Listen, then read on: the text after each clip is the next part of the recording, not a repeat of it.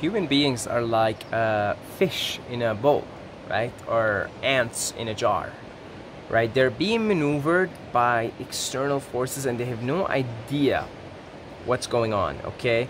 Like fish in a bowl, really, they have no idea what's going on. They don't have enough awareness, right?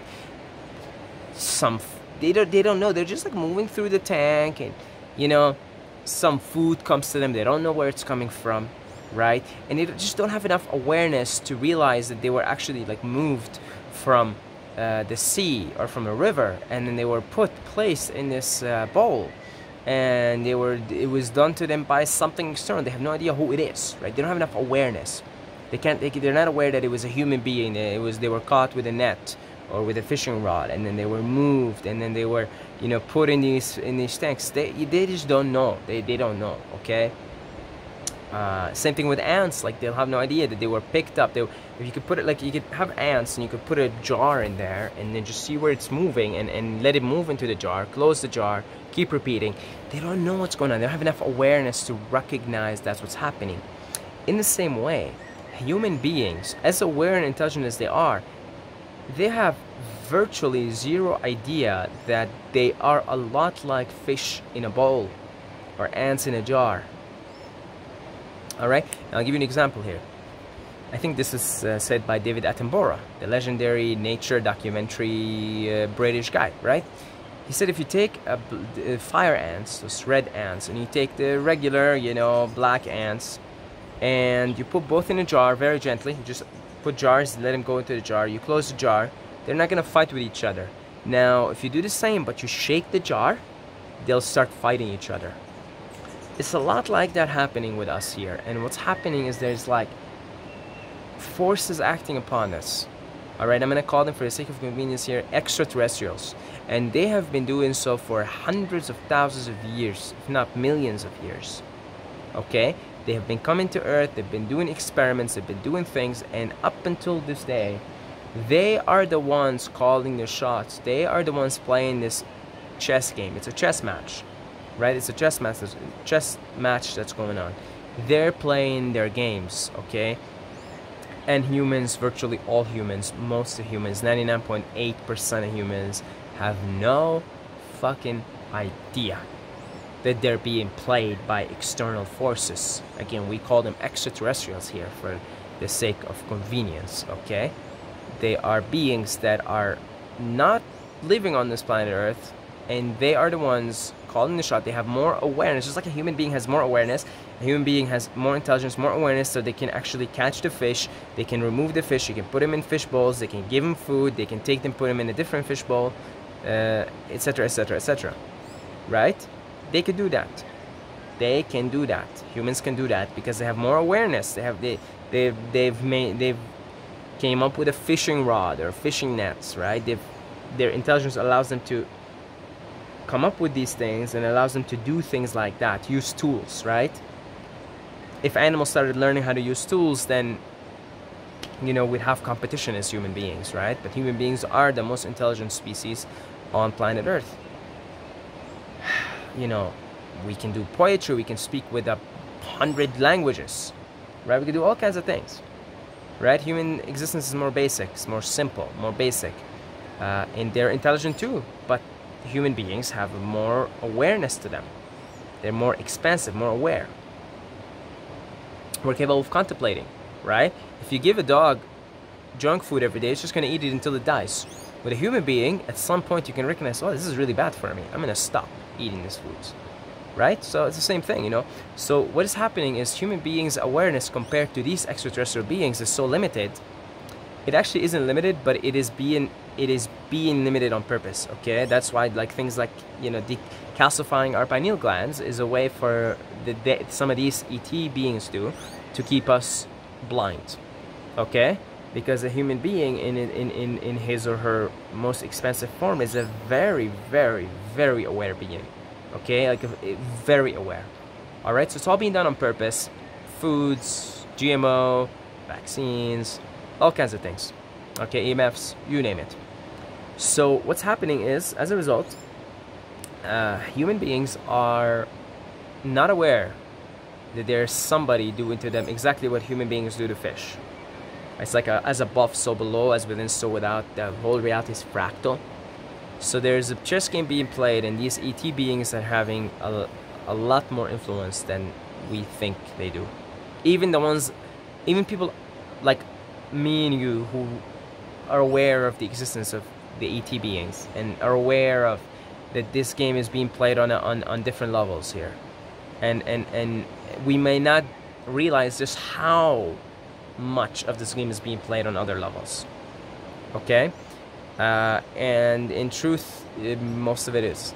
Okay, and we are kind of like pawns in a chess match.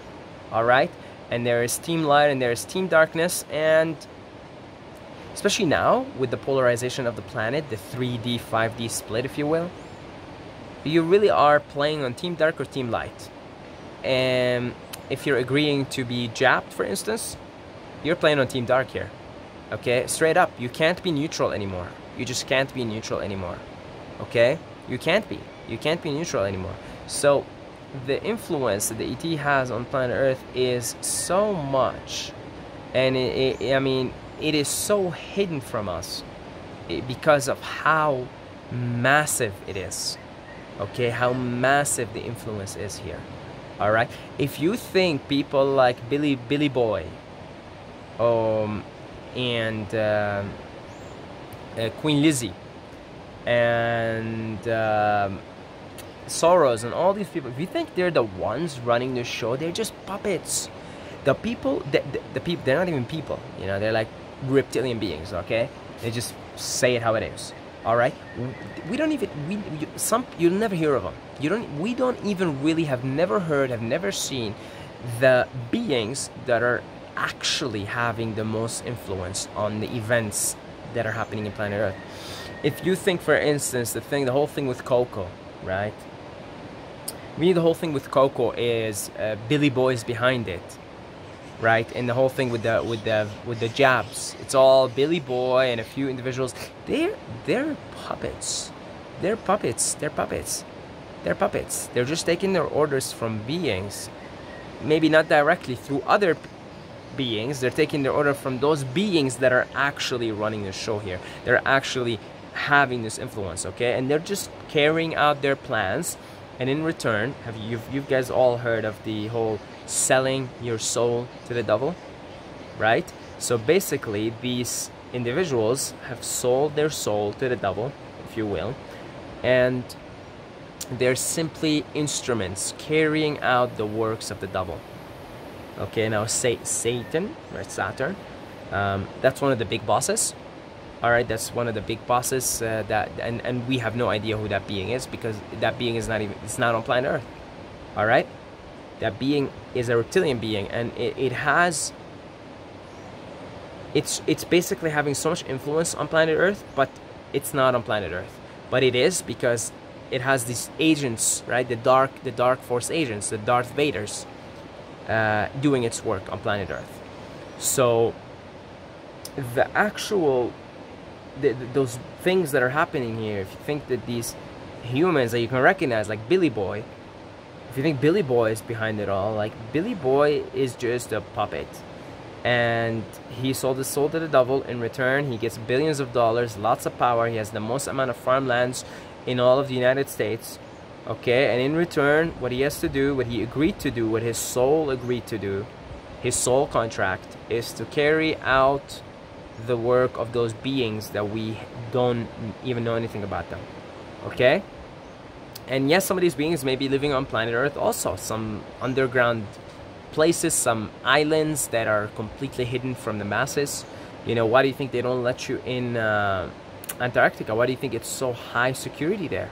There's some fishy, suspicious shit going on there, some dubious activities, okay? And they don't want anybody to know about it. All right, so some of these beings are on planet Earth, and we have never heard of them, and we never will. And some of these beings are not on planet Earth, and they're fighting a proxy war. And the moon, by the way, the moon is a magnifier for Saturnic energy. That's why when it's full moon, you have the highest amount of crime worldwide, and the highest amount of agitation worldwide. Even animals are very susceptible to that. Very, sorry, receptive to that. And you see a lot of agitation in the animal kingdom and in the human kingdom as well on the full moon nights, because the moon, it's the moon-Saturn matrix. So the moon is acting as a magnifier. All right. Now, that being said, is it all just a bunch of evil entities? No, no, no. There's also light. There's also light. Okay, there has to be. It's a duality. There's also light. There's also light beings, angelic beings. You hear of them. You know, you hear Angel Gabriel. You hear of Ra, right?